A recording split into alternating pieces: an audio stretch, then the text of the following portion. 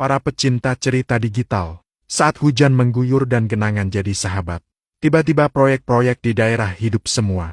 Mulai dari jalan diaspal dalam becek, jembatan dibangun di tengah badai, dan para kontraktor berlarian seperti ikut lomba ketangkasan lumpur.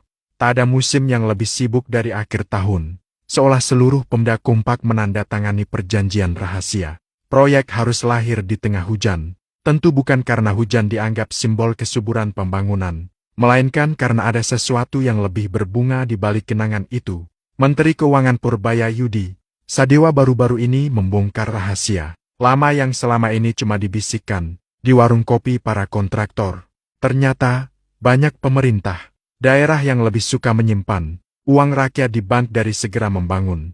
Nilainya bukan receh, 234 triliun rupiah uang daerah diketahui tidur di rekening bank per September ke 2025, bahkan angka itu sempat melambung hingga rupiah 254,4 triliun. Seperti dilaporkan berbagai media, tulisan Bang Rosadi Jamani ini menyebutkan bahwa dana itu bukan tersesat, hanya dipelihara, dibiarkan beristirahat dengan tenang. Karena setiap rupiah yang mengendap di bank akan menumbuhkan sesuatu yang harum. Bunga. Semakin lama uang itu tidur, semakin mekar bunganya. Tak heran kalau proyek-proyek baru digerakkan menjelang akhir tahun. Karena saat itu bunga sudah cukup ranum untuk dipetik.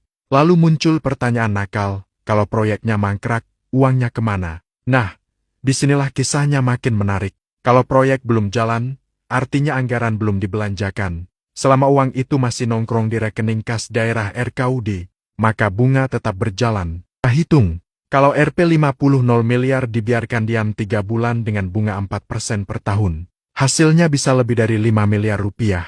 Uang diam pun bisa lebih produktif dari pekerja lembur.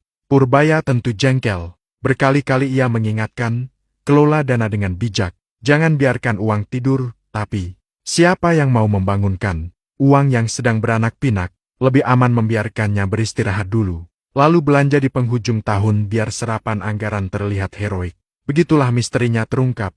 Proyek dikebut di akhir tahun bukan karena semangat pembangunan yang membara, melainkan karena bunga bank sudah waktunya panen. Bank rakyat seharusnya bekerja untuk rakyat, bukan tidur di bank demi menumbuhkan bunga yang hanya harum di ruang kekuasaan.